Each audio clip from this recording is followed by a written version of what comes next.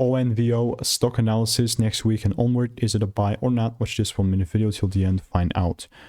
Or Organovo holdings, it's melting, you know, 23 to 24% down. It's kind of tough, to be very honest. I've made well over 39,000 videos, more than anyone else in the space, and spent 5 figures on courses and mentors that you don't have to, right? Because I've been through the pain and the struggle.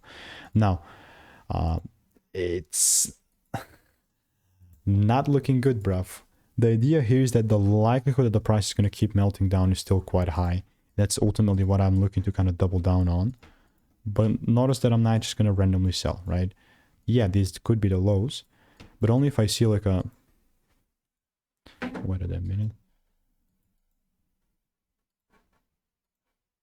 Only if I see a full candle close above 220 am I actually going to then assume that things might take a good turn, right? But now it's just it's not it, you know. So I'll definitely continue to keep you updated. If no rules are met, then why the heck would I sell? And if you want to make more money trading in a simple lean way, click the first link in the description. It's a free newsletter. Goodbye and enjoy. See ya.